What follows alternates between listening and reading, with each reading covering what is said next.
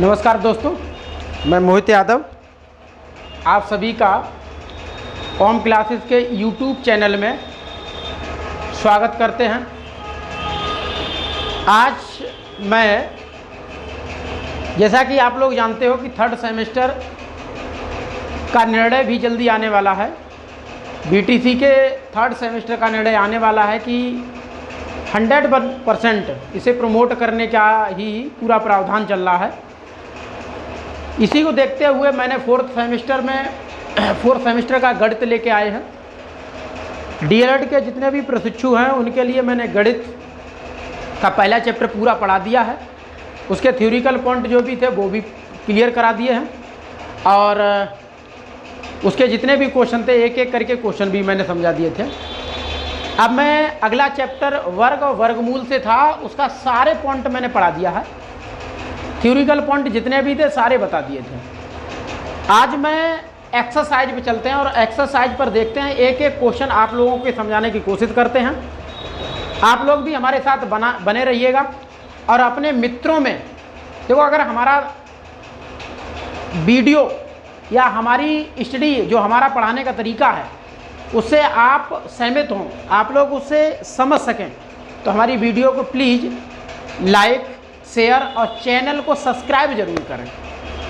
अगर आप चैनल को सब्सक्राइब करते रहेंगे तो जिस टाइप की भी मैं वीडियो बनाऊंगा तो आपके मोबाइल तक उसका नोटिफिकेशन पहुंचेगा और मुझे थोड़ा मोटिवेशन मिलेगा।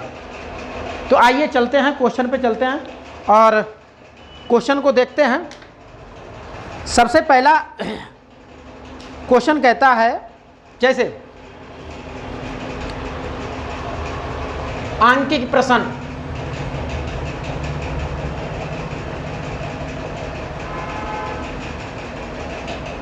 आंकिक प्रश्न, ठीक है।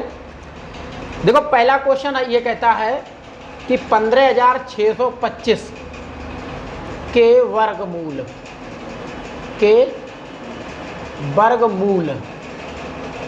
में कितने अंक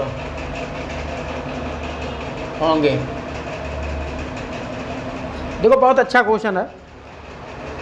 ये कह रहा है कि 15,625 में कितने अंक होंगे, इसके वर्गमूल में कितने अंक होंगे।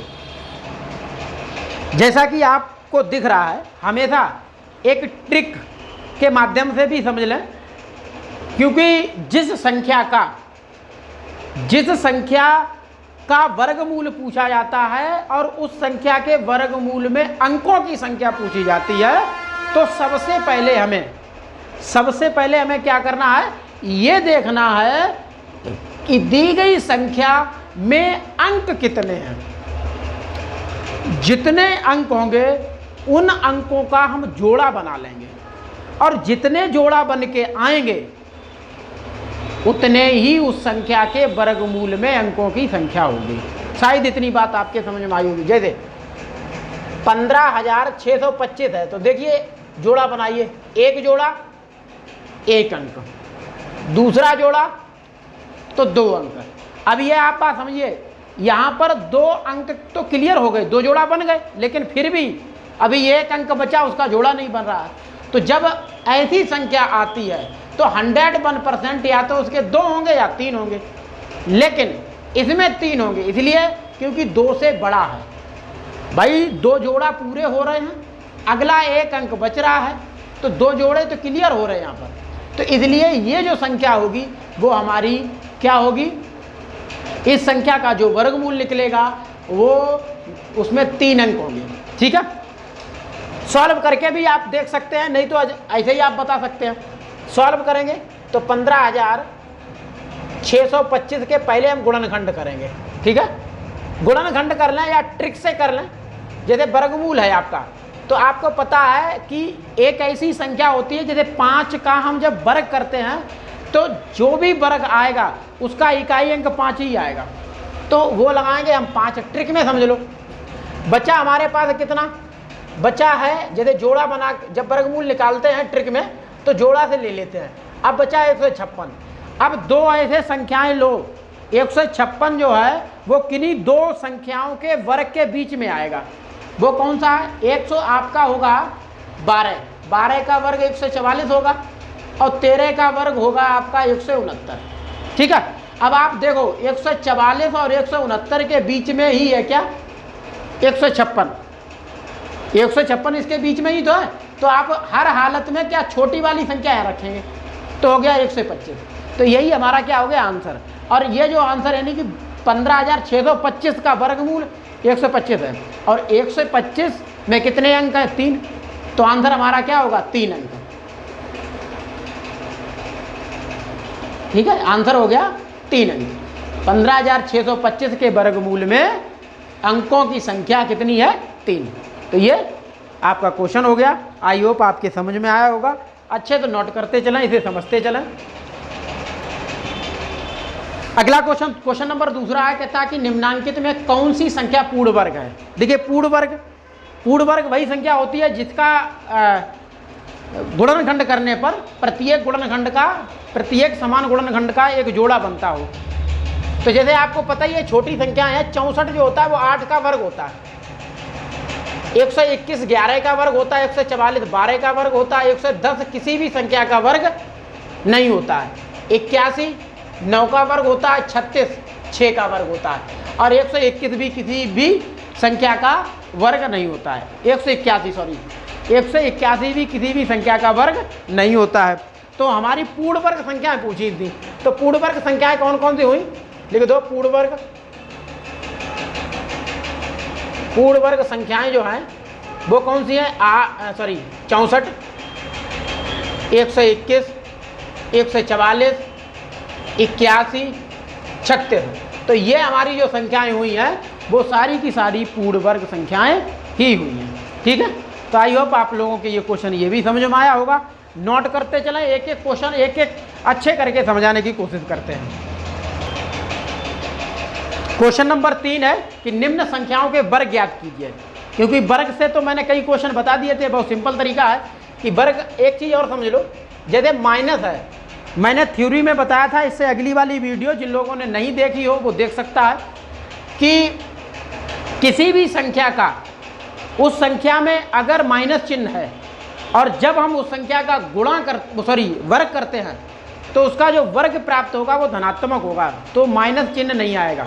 ठीक है, याद रखिएगा, मैंने खूब बताया था कि किसी भी ऋणात्मक पूर्णांक का वर्ग हमेशा धनात्मक पूर्णांक होता है। इतनी बात हमेशा याद में रखिएगा। जैसे -5 पहला है, -5 है, इसका आप वर्ग करेंगे तो वर्ग का मतलब होता है जैसे 2 घात लगी तो -5 गुणे 5 माइनस का, तो माइनस और माइनस हमेशा क्या होता है? प्लस होता है। और 5 का गुणा 5 में करेंगे तो 25 हो जाएगा, तो धनात्मक हो गया। तो इसका ये हो गया। दूसरा है 13/17। भाई वर्ग तो आपको याद ही करना है, तो 13 का वर्ग 13 13 में 169 होता है, 17 का 289 होता है। इसी तरीके से तीसरा क्वेश्चन है, तीसरा आपका 15/19 है।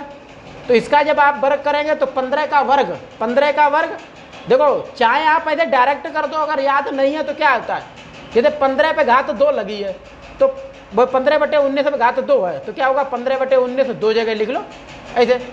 ठीक है, भिन्न में क्या होता है? अंश का गुणा और हर का गुणा। 15 15 225 होता है, गुणा करके देख लो। 19 19 361 होता है, तो ये हो गया। ठीक है, तो इस तरीके से आपके सारे क्वेश्चन होंगे। ऐसे ये दोनों आप कर लीजिएगा।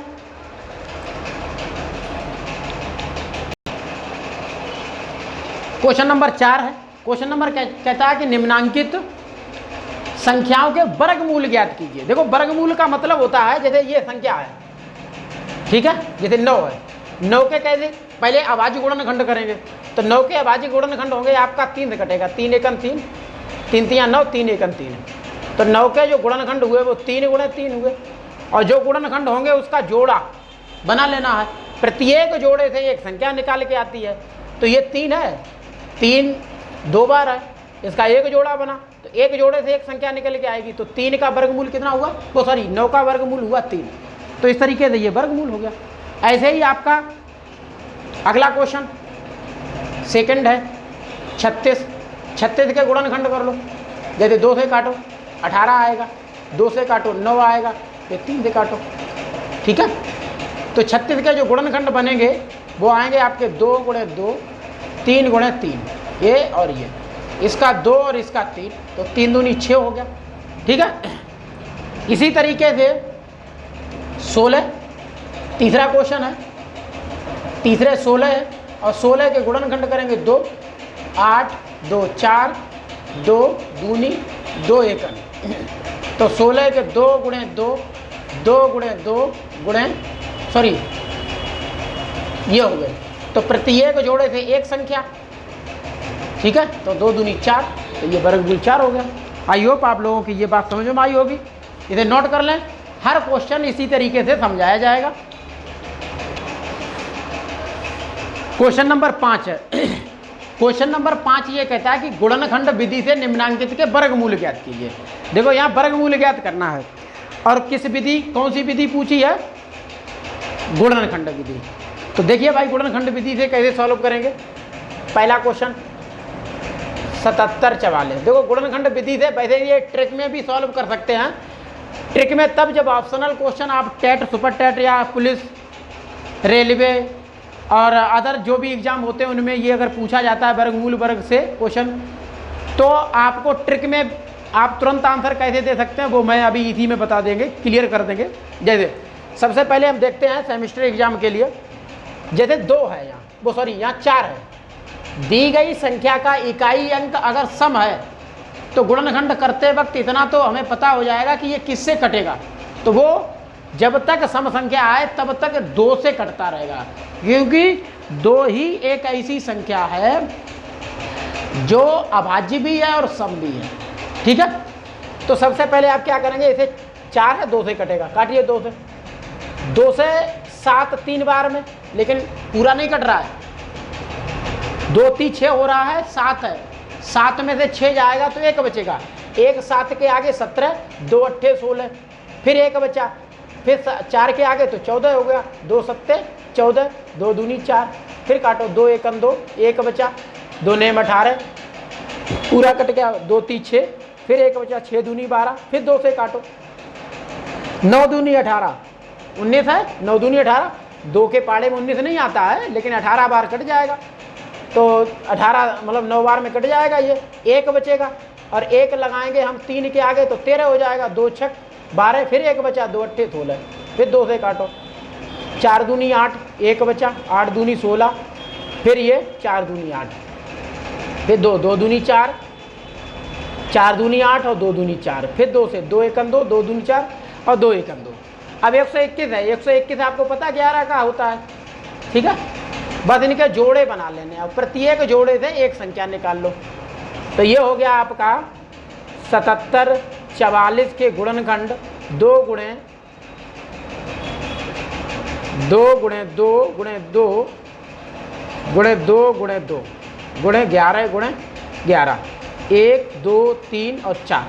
ठीक है, प्रत्येक जोड़े से एक संख्या 2 गुणे 2 2, यानी कि प्रत्येक जोड़े से एक, इससे ये और 11 से 1 11, तो 2 दूनी 4, 4 दूनी 8 और 8 का 11 में 88, तो आपका इस संख्या का वर्गमूल 88। और याद रखो, किसी भी संख्या का वर्गमूल हमेशा या तो धनात्मक होगा या ऋणात्मक होगा। कभी कभी आपसे पूछा जा सकता है कि किसी भी संख्या का वर्गमूल धनात्मक होगा या ऋणात्मक, तो आप कहेंगे दोनों। ठीक है, धनात्मक भी हो सकता है और ऋणात्मक भी हो सकता है। इस तरीके से बात को ध्यान में रख के चलिए। इसी तरीके से सेकंड है क्वेश्चन नंबर सेकंड है 11 664। इसका भी आप गुणनखंड करो, तो 2 से 11 कितनी बार, 5, 2 पंचे 10, 1 बचा, 2 8 16, फिर पूरा कट गया, यहाँ पर कोई नहीं बचा, यहाँ 6, 2 3 6 और 2 दूनी 4, फिर 2 से काटो, 2 दूनी 4, 5, 2 दूनी 4, 1 बचा, 9 दूनी 18।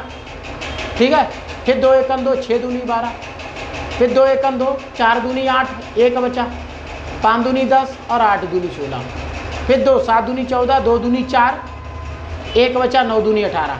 अब 729 हो गया। ठीक है, अब 729 वैसे तो पता होना चाहिए कि ये किसका वर्ग है, लेकिन नहीं पता है तो निकाल लो। देखो काटो, ये 3 से कट जाएगा, लास्ट में 3 है, तो 3 दूनी 6, 1 बचा, 3 चौक 12 और 3 3 9, फिर 3 से काटो, 3 8 2 24, 3 1 3, फिर 3 से, अब 3 से कटता रहेगा 27, 9, 3 3 9 और 3 1 3। बस क्या करना है, हमें इसके जोड़े बना लेना है। ठीक है, दिख रहा होगा।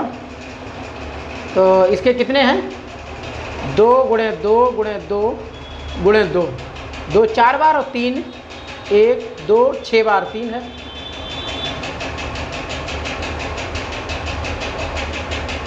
तो 1 2 3 4 5, 5 जोड़े बने।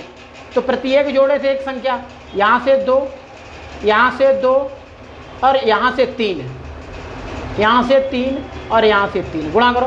3 3 9, 9 3 27, 27 दूनी 54 और 54 दूनी 108 है। तो आंसर हमारा आ गया 108 है। ठीक है, ये भी प्लस माइनस है, नहीं कोई भी संख्या का वर्गमूल 108 हमारा आंसर हो गया। तो इस तरीके से ये क्वेश्चन। अच्छा, तीसरा क्वेश्चन है, आप स्वयं लगाइए, स्वयं लगा के देख लो, नहीं आता है तो मैं आपको बताऊंगा। ठीक है,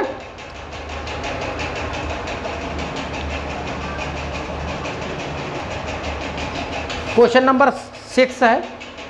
क्वेश्चन नंबर 6 ये कह रहा है कि इसका भी भाई फर्क इतना है, इससे 5वां जो क्वेश्चन बताया था उसमें भी वर्गमूल पूछा था, गुणनखंड विधि से ही पूछा था, और इसमें भी गुणनखंड विधि से ही क्वेश्चन पूछा था। फर्क इतना है कि वहाँ पर जो संख्याएं थी वो परिमेय संख्या के रूप में नहीं थी। यहाँ जितनी भी संख्याएं दी गई हैं, क्वेश्चन जो दिए गए हैं वो परिमेय संख्या के रूप में ही दिए गए हैं। तो इसके लिए हम क्या करेंगे, कोई दिक्कत वाली बात नहीं है कि हंस यहाँ जो परिमेय संख्या दी गई है उसका अंश का पहले वर्गमूल निकालेंगे, फिर हर का निकालेंगे, जिस तरीके से उसे है वैसे लिख देंगे तो ये परिमेय संख्या के रूप में उसका वर्गमूल आ जाएगा। और इससे पहले जो मैंने थ्योरी पढ़ाई थी उसमें भी मैंने बताया था कि प्रत्येक संख्या का प्रत्येक परिमेय संख्या का वर्गमूल भी परिमेय संख्या ही होगा। और ये भी बताया था कि प्रत्येक परिमेय संख्या का वर्ग भी परिमेय संख्या होता है। ठीक है, तो देखो पहला क्वेश्चन 625 बटे 1296। तो देखो करना कैसे है, पहले 625 का हम निकालेंगे गुणनखंड। तो 5 से काटेंगे, 5 1 5, 1 बचा, 5 दूनी 10, 55 25, 5 से काटते चलो, 5 दूनी 10, 55 25, 55 25 और 5 1 5। ठीक है, तो ये 25 625 का गुणनखंड 5 गुणे 5 गुणे 5 गुणे 5, एक प्रत्येक जोड़े से एक संख्या, तो ये 5 हो गया और इससे 5 बराबर 25। तो यानी 625 का वर्गमूल 25 आया। इसी तरीके से 1296 का, 1296 का करो, 2 से काटो तो 6 4 4 दूनी 8, 8 दूनी 16, 3 दूनी 6 और 2 दूनी 4, 4 दूनी 8, 2 1 2, 6 दूनी 12 और 2 दूनी 4, फिर 8 दूनी 16 और 2 1 2, 3 से कटेगा, 27 3 81, 9 3 27, 3 3 9, 3 1 3। तो इसके भी आ गए, यानी कि 1296 का गुणनखंड 2 गुणे 2 गुणे 2 गुणे 2। ठीक है, अब 3 3 गुणे 3 गुणे 3 गुणे 3, 1 2 3 4।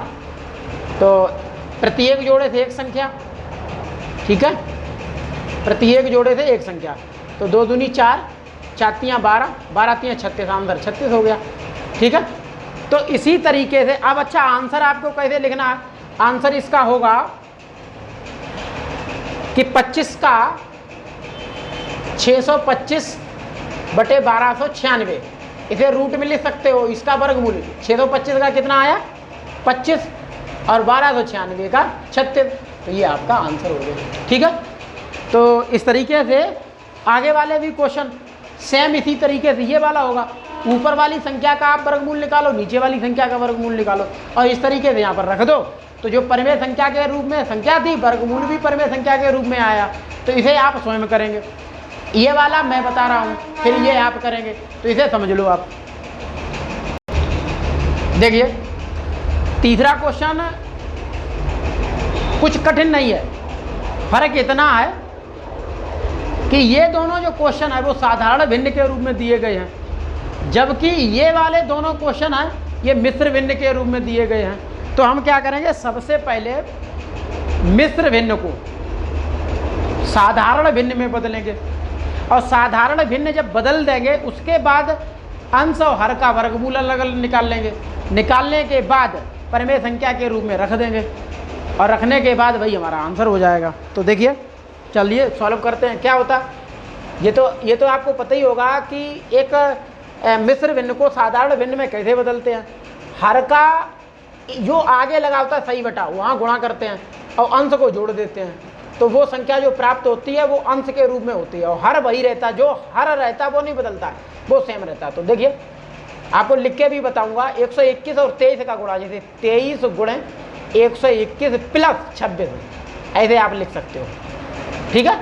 अब 121 का 23 में गुणा कर लो, 121 23 करिए, 23 एक 23 की 3 हासिल 2, 23 दूनी 46 और 2 48 हासिल 4, 23 एक 23 और 4, 23 एक 23 और 4 कितना हुआ 27, ठीक है।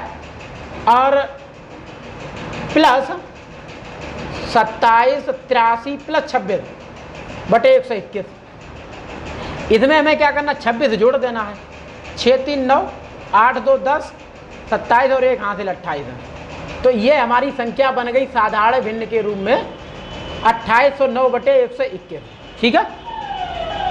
तो सबसे पहले तो आपको ये कर लेना है, ये करने के बाद अब आपको गुणनखंड करने हैं। जैसे 2809 के फैक्टर करेंगे। देखो 2809 के जो 2809 का वर्गमूल होता है वो 53 होता है, और 53 एक अभाज्य संख्या है, किसी के पाड़े में नहीं आती है। तो इसका मतलब ये 53 ही होगा। जैसे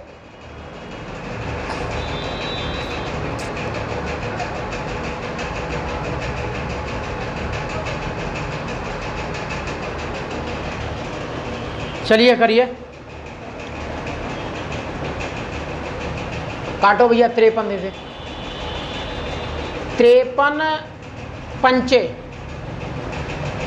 5 15 265 होगा, ठीक है। और 265 280 में से घटेगा तो 15 बचेगा, 15 9 के आगे लगाएंगे तो कितना हो जाएगा 159, 3 बार हम कट जाएगा, 3 बार हो जाएगा, तो 53 एकम 53। तो इसका 2809 का फैक्टर बनेगा 53 गुणे 53, ठीक है। प्रत्येक जोड़े से एक संख्या की एक ही जोड़ा बना है तो 53 आंसर आएगा इसका। फिर 121 तो पता ही है कि 11 का होता है, फिर भी आप करके देख लो। तो 121 का गुणनखंड 11 गुणे 11, प्रत्येक जोड़े से एक संख्या तो इसका 11 आएगा। आंसर हो गया आपका 23 सही 26 बटे 21 आया तुम्हारा 2809 बटे 121। तो इसका बना आपका 53 बटे 11, और इसका आपको निकालना है प्लस माइनस, क्यों, प्रत्येक संख्या का वर्गमूल हमेशा प्लस या माइनस होगा। तो इसका वो करें 11 चौक 44, कितना बचा 9 बटे 11, ये आपका आंसर हो गया, ठीक है। तो इस तरीके से आप इसे सॉल्व कर लो, और ऐसे ही ये 4th वाला क्वेश्चन होगा। इसे आप स्वयं करें, नहीं आए तो कमेंट में लिखें, हम आपको उसका सॉल्यूशन देंगे। ये क्वेश्चन बहुत इंटरेस्टेड है, क्वेश्चन नंबर 7, क्योंकि 2 नंबर का क्वेश्चन है आपके सेमेस्टर में, आपके डीएलएड सेमेस्टर में 4th सेमेस्टर में 2 नंबर का ये क्वेश्चन है, एक बाग में, लेकिन अच्छे से समझना है। कहता क्या कि एक बाग में टोटल पेड़ों की संख्या 2304 है, और प्रत्येक पंक्ति में पेड़ों की संख्या उतनी है जितनी उस पूरे बाग में पंक्तियों की संख्या है। तो यहाँ पंक्तियों की संख्या पूछी, या आप एक पंक्ति में पेड़ों की संख्या दोनों बराबर होते हैं। तो क्या करेंगे, सबसे पहले इसका वर्गमूल, देखो पहचान भी यही होती है, वर्गमूल की अगर आपने अच्छे से परिभाषा याद की है तो आप हर क्वेश्चन की भाषा पढ़ के समझ सकते हैं, और ऐसे ही क्वेश्चन को समझने में दिक्कत आती है। तो उसमें क्या कह रहा है कि मतलब एक बाग में पेड़ों की संख्या दे रखी है और ये कहता है कि उतने ही पेड़ हैं जितनी पंक्तियाँ। तो इसका मतलब जब दो संख्याएं आपस में गुणा करते हैं तभी तो एक संख्या हमें प्राप्त होती है वर्ग की, और उसका जब वर्गमूल ज्ञात करते हैं तो हमें क्या प्राप्त होता है, दोनों संख्याओं के समान संख्याओं का एक जोड़ा बनना चाहिए, तो वो वर्गमूल की संख्या प्राप्त होती है। तो देखिए 2304 के हम पहले गुणनखंड करते हैं, करिए भाई। 4 है, 2 से कट जाएगा, 2 एकम 2, फिर 2 एकम 2, 1 बचा, 5 दूनी 10, फिर 2 दूनी 4, 5 दूनी 10, 1 बचा, 7 दूनी 14, 15 हो गया, तो 7 दूनी 14, 6 दूनी 12, 2 दूनी 4, 2 दूनी 4, 1 बचा, 17 हो गया, 8 दूनी 16, फिर 1 बचा, 8 दूनी 16, 2 एकम 2 भाई, 2 एकम 2, 4 दूनी 8, 4 दूनी 8, फिर 2, 7 दूनी 14, 2 दूनी 4, फिर 3 दूनी 6, 6 दूनी 12, फिर 2 एकम 2, 8 दूनी 16, 9 दूनी 18, 3 तिया 9, 3 एकम 3, ठीक है। तो 2304 के गुणनखंड अगर करेंगे तो 2 गुणे 2 गुणे 2, 2 गुणे 2, कितनी बार 2 है, 1 2 3 4 बार, 4 दूनी 8 बार, तो 1 2 3, 2 गुणे 2 और 3 गुणे 3। आपको पता है कि वर्गमूल निकालने के लिए प्रत्येक जोड़े से एक संख्या ली जाती है, तो प्रत्येक संख्या मतलब प्रत्येक जोड़े से, इस जोड़े से 2, ऐसे इससे 2, फिर इससे 2, फिर इससे 2, फिर 3, तो ये 2 दूनी 4, 4 दूनी 8, 8 दूनी 16, 16 48। तो यानी कि बाग में पंक्तियों की संख्या कितनी है, 48। यहाँ लिख सकते हो पंक्तियाँ जो है, पंक्तियाँ कितनी है, 48 है, ठीक है। तो इस तरीके से ये क्वेश्चन होंगे। ऐसे ही अगला क्वेश्चन है आपका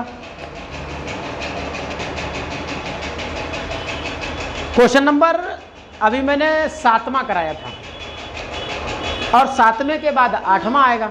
8वां क्वेश्चन मैंने छोड़ दिया है, इसलिए छोड़ दिया है क्योंकि जो 7वें में मैंने किया था, यानी कि जैसे 7वां वैसे ही 8वां, संख्याओं का परिवर्तन है, दोनों क्वेश्चन सेम है, भाषा का परिवर्तन है, सिर्फ उसमें भी आपको क्या करना है, गुणनखंड करना है, गुणनखंड करके आपको बता देना है। क्वेश्चन 9वां अलग था, इसलिए 8वां आपके लिए छोड़ दिया, आप लोग उसे करें, नहीं आए कमेंट में लिखें, मैं आपको सॉल्व करके भी दूंगा उसे। तो इसमें कहता है कि वह छोटी से छोटी संख्या ज्ञात कीजिए जिससे 1890 में गुणा करने पर गुणनफल पूर्ण वर्ग प्राप्त होता है। देखिए अब यहाँ बिल्कुल अलग क्वेश्चन है, लेकिन होगा वही बेस वही 1890।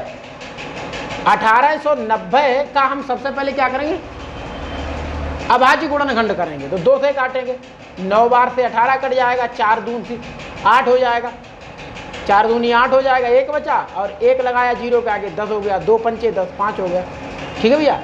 फिर अब ये 2 से नहीं कटेगा, अब 3 से काट के देखो, 3 तिया 9, 3 एकम 3, 1 बचा, 3 पंचे 15, फिर 3 से काटो, 3 एकम 3, अब एक छोटा है 3 से, यहाँ 3 पूरा कट गया, लेकिन एक छोटा है 3 से, तो क्या करेंगे, यहाँ 0 लगाएंगे, अब 15 ले लो पूरा, तो 3 पंचे 15, अब फिर 3 से कट जाएगा, 3 तिया 9, 1 3 पंचे 15, फिर 5 से, 5 सत्ते 35, फिर 7 से।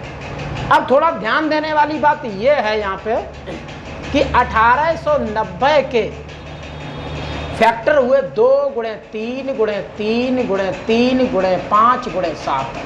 देखो वर्गमूल पूर्ण वर्ग संख्या वही संख्या होती है जिसका एक निश्चित वर्गमूल निकलता हो, या जब हम किसी पूर्ण वर्ग संख्या का जो फैक्टर करते हैं, गुणनखंड करते हैं, वो प्रत्येक संख्या के एक निश्चित जोड़े बनने चाहिए, और अगर जोड़े नहीं बन रहे हैं तो वो पूर्ण वर्ग संख्या नहीं है। तो ये बात क्लियर कि 1890 पूर्ण वर्ग संख्या नहीं है, इसीलिए तो वो पूछा पूर्ण वर्ग संख्या होगी। अब हमें देखना, देखो 2 का जोड़ा नहीं है, 3 का है, लेकिन इस 3 का जोड़ा नहीं है, 5 का भी नहीं है और 7 का भी नहीं है। तो 2 का जोड़ा करने के लिए जब हम 2 का इसमें गुणा करेंगे तब 2 का जोड़ा बनेगा, और इस 3 का जोड़ा बनाने के लिए हम 3 का और उसमें गुणा करेंगे तभी तो जोड़ा बनेगा। 5 का जोड़ा बनाने के लिए 5 का गुणा करेंगे और 7 का जोड़ा बनाने के लिए भी 7 का ही गुणा करेंगे। तो इसका मतलब इस पूरे में जिनके जोड़े नहीं बने हैं उनका हम जोड़ा बनाने के लिए पूरा करेंगे। तो कौन कौन सा? 2 और 3, 5 और 7। इनका हम जब पूरे 1890 में गुणा कर देंगे तो जो संख्या प्राप्त होगी वो एक पूर्ण वर्ग संख्या प्राप्त होगी। जैसे कमी किसकी? इस 2 की कमी है, इस 3 की कमी है और 5 की कमी है और 7 की। करो भैया, 7 पना 35, 35 दूनी 70 और 7 तियां 21, 210। समझ जाओ 210। देखो जिसका जोड़ा बन रहा है उससे मतलब नहीं है, जिसका जोड़ा नहीं बन रहा है उसका गुणा करना पड़ेगा। ठीक है, तो 2 का जोड़ा नहीं बन रहा है, 3 का जोड़ा नहीं बन रहा है, इस 3 का बन रहा है लेकिन इस 3 का नहीं बन रहा, 5 का नहीं बन रहा, 7 का नहीं बन रहा। तो इन सभी का उसमें गुणा करेंगे तभी तो पूर्ण वर्ग संख्या बनेगी। तो 2, 3, 5, 7 इनका गुणा कर दिया, 221 हो गया। जब हम 221 का 1890 में गुणा करेंगे तो हमें एक पूर्ण वर्ग संख्या प्राप्त हो जाएगी। ठीक है, ये क्वेश्चन आपके अच्छे से समझ में आया होगा। तो हमें ज़रूर कमेंट करें, लाइक भी करें ताकि हमें पढ़ाने में भी हमारा मन लगे, मोटिवेशन मिले। ठीक है, तो नोट कर लें इसे। देखो अगला क्वेश्चन नंबर 10वां है। वैसे तो दोनों सेम क्वेश्चन है, इसमें गुणा करना है, यहाँ बात करना है।